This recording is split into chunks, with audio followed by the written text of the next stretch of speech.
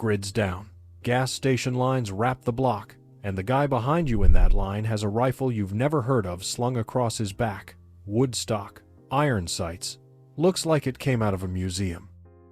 And you're standing there with your AR, feeling pretty good about yourself, until you realize you've got 4 magazines and he's got 1,000 rounds of ammo he bought for less than what you paid for a single range trip. Here's the part nobody wants to say out loud. The rifle that won World War II for the Soviets, the one that outlasted 3 empires, got issued to more soldiers than any bolt gun in human history you can buy today for less than a decent set of tires.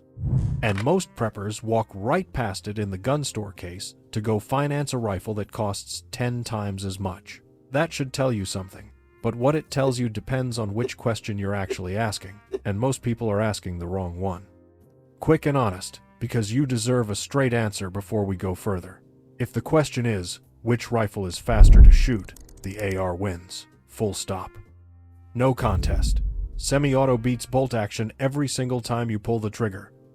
That's not what we're here to argue. If rate of fire is the only question on your mind, go buy the AR and stop watching.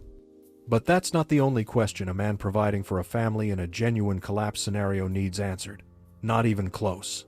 So here's what we're doing. We're putting the Mosin-Nagant M91 over 30 up against every real criterion that matters when the world actually falls apart.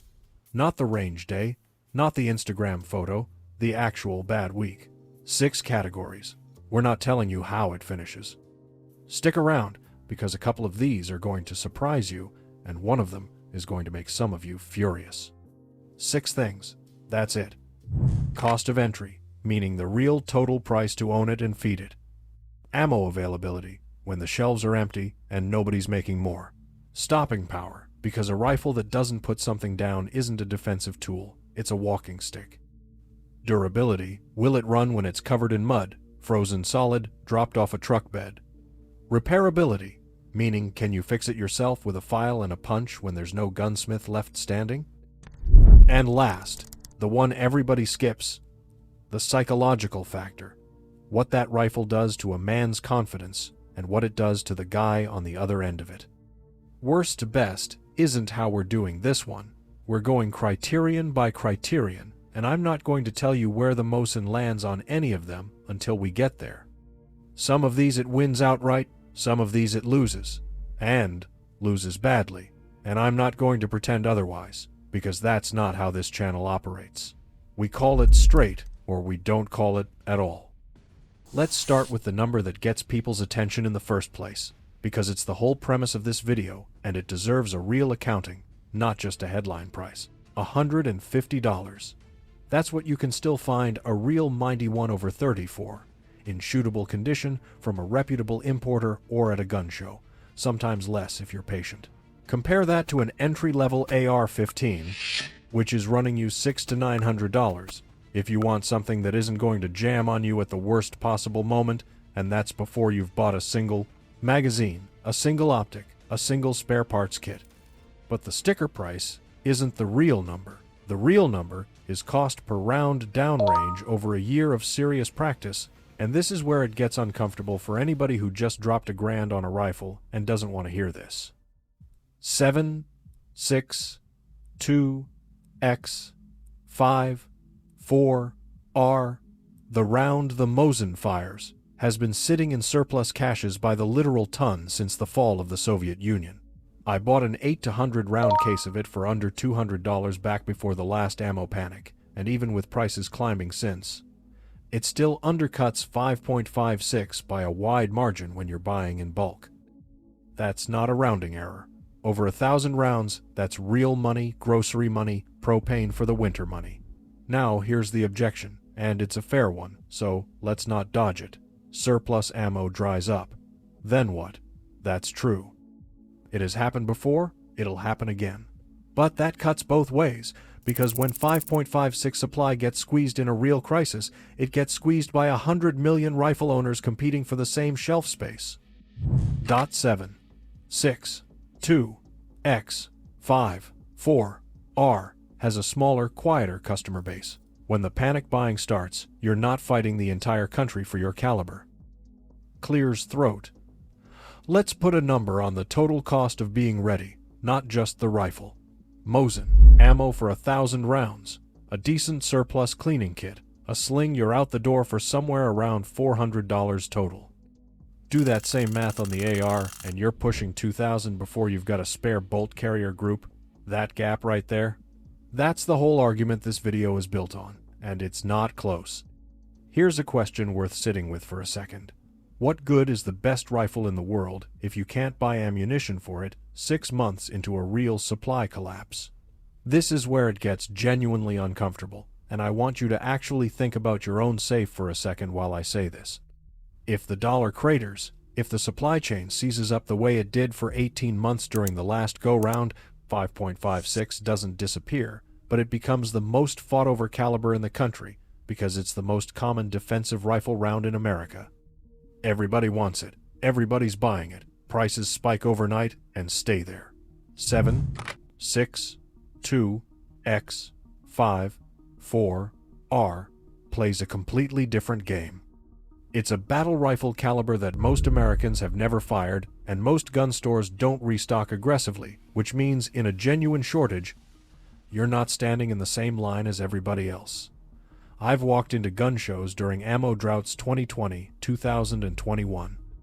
You remember what that looked like, and found sealed spam cans of 54R sitting untouched on a back table while guys fought over the last 3 boxes of 5.56 up front. Nobody was even looking at it. Now, the honest counter to that, because it's less common, when it does dry up, resupply is slower, and dealer restocking is less predictable. That's a real weakness. This isn't a caliber you casually reload without dies that are harder to source than standard NATO calibers, and if you're not stockpiling ahead of time, you can get caught flat. Which is exactly why the smart move isn't instead of, it's in addition to. A man managing risk the way you'd manage a mortgage doesn't put all his equity in one asset. He diversifies. That's the actual lesson here, and we're going to circle back to it in the close, because it changes how you should be thinking about your whole safe, not just this one rifle. This next one is where I need you to set aside what you think you know, because the numbers are going to surprise a lot of you. The 7, 6, 2, X, 5, 4, R round was designed in 1891 to punch through cavalry at distance, and it never stopped being built for exactly that. We're talking roughly 148 to 180 grain projectiles, leaving the barrel around 2,600 feet per second, generating close to 2,500 foot-pounds of energy at the muzzle. Put that next to a standard 55 grain 5.56 round, which is doing somewhere around 1,300 foot-pounds. That's not a small gap. That's nearly double the energy out of a rifle you can still buy for less than your monthly truck payment. Why does that matter? In an actual scenario, and not just on paper. Range to a barrier. If you're defending a property line, a fence, a vehicle door, cinder block the heavier, faster, 54R round is going to do meaningfully more work punching through cover than the lighter round is. I've put both calibers through the same stack of plywood and drywall on a comparison test 2 summers ago, and the difference at the exit side wasn't subtle. It wasn't even a fair fight, honestly. Here's the trade-off, and I'm not going to hide it from you. That stopping power comes with recoil that'll punish a shooter who hasn't put in the range time, and follow-up shots are slower because you're running a bolt, not a gas system. If your plan involves putting 15 rounds through a doorway in 4 seconds, this isn't your rifle. That's a real limitation, and you need to hear it plainly. But if your actual plan is one well-placed shot doing more damage per trigger pull, at longer range than most AR platforms are optimized for. Out of the box, this round was never designed to just wound. It was designed to end the engagement in one shot, and that number, the actual foot-pounds we're talking about, it is about to matter even more once we get into what happens when this rifle gets abused in the field. Now, here's where I need to name the thing everybody's been waiting for me to say, and some of you are already typing the angry comment. The AR-15. America's rifle, the one sitting in half the safes. Of everyone watching this, loses this category to a 130-year-old Soviet bolt gun. Go ahead and get mad. Then stay with it, because the reasoning is going to matter more than the ranking. The Mosin action was designed for peasant conscripts in Siberian winters with zero armor or support, dropped in mud, frozen solid overnight, thawed out, and fired again the next morning without a malfunction. It has two moving parts that actually matter, the bolt and the striker, and both are built with tolerances loose enough that dirt and rust barely slow it down. I've taken a Mosin out of a truck bed in 12-degree weather, snow packed into the action, and cycled it without a single hiccup. Try that with a gas impingement AR that hasn't been meticulously cleaned and lubricated, and you're rolling dice. That's the honest trade-off nobody selling you an AR wants to talk about. The AR-15 is a precision machine, tight tolerances, gas system, moving parts that need lubrication and cleaning to function reliably. That's fantastic, on a range day with a cleaning kit in your truck. It's a liability in a long-term grid-down scenario where you might not have solvent, might not have the time, might be running that rifle for weeks without a proper cleaning station. And, look, I'm not telling you the AR is fragile. It's not. It's a great rifle when it's maintained. But when it's maintained is doing a lot of work in that sentence, and maintenance requires resources you might not have 6 months into a real collapse. The Mosin doesn't ask you for much. That's the whole point of a rifle built for a war fought in the snow with no logistics tail. Here's a scenario worth sitting with. Your rifle breaks. Not jams breaks. A part snaps. There's no gunsmith within 200 miles, no FedEx truck coming, no parts kit shipping next day. Now what? An AR-15 is a modular system, which everybody praises, and rightly so under normal conditions. But modular means specific parts, specific tolerances, springs and pins, and a bolt carrier group that needs to be the right dimension, or the whole rifle stops functioning. If your extractor spring goes and you don't have a spare sitting in a drawer, that rifle is a very expensive club. A Mosin's internals are simple enough that a man with a basic gunsmithing background, or, honestly, a patient guy with a file, a punch, and a manual can diagnose and fix the vast majority of failures that come up. Parts are stamped steel, tolerances are forgiving, and because tens of millions of these were made, spare parts kits are still floating around, for pennies on the dollar compared to AR components.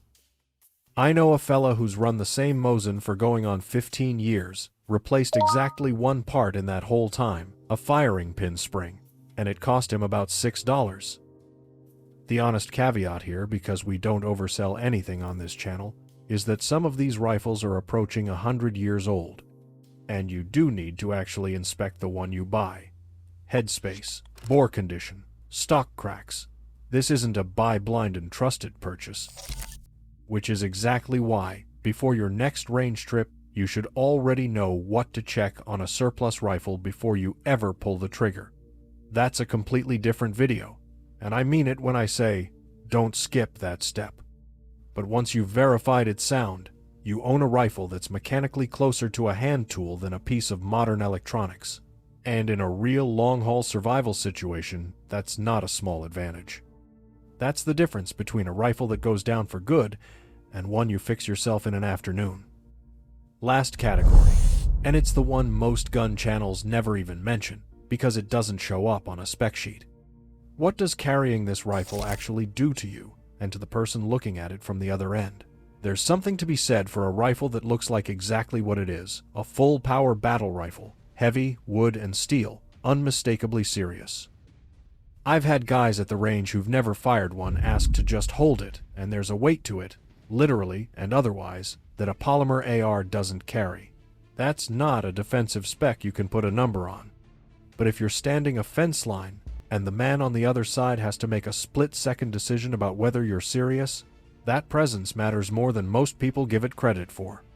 Now, I'll give you the other side of that coin honestly, because a rifle that's heavier and slower to reload also demands more discipline and more training from the man behind it. It doesn't reward hesitation. A bolt gun punishes a sloppy shooter harder than a semi-auto does because you don't get a second chance nearly as fast. If you haven't put in real trigger time, That weight and that manual action can work against you instead of for you. That's really the whole thread running under every category we just went through. This was never a rifle that makes up for a lack of preparation. It's a rifle that rewards a man who's already put in the work, who dry fires at home, who's patterned it at actual field distances, who treats it like the tool it is, instead of a costume piece hanging on the wall. Buy it for $150 and never train with it, and none of these numbers mean anything at all. So let's settle it, criterion by criterion, because that's the deal we made at the start of this video. Cost of entry. The Mosin wins outright, a fraction of the total cost to own and feed compared to any modern AR platform. Ammo availability, a real win in a supply squeeze, with the honest caveat that you need to stockpile ahead, not after. Stopping power, a decisive win, nearly double the energy of standard 5.56 at the cost of slower follow-up shots. Durability, the Mosin wins, and wins clearly in the exact conditions a real grid-down scenario throws at you. Repairability, another win. Simple parts, forgiving tolerances, provided you've actually inspected what you bought. And the psychological factor, a genuine edge in presence and seriousness, but only for the man who's put in the training to back it up. Here's the actual takeaway, and it's not throw away your AR. It's this. If war started tomorrow, and you only had $150 left to spend on a rifle, this is the one that keeps you armed, fed with ammunition, and standing your ground longer than almost anything else on the market. That's the whole promise this video made you, and that's the promise it kept.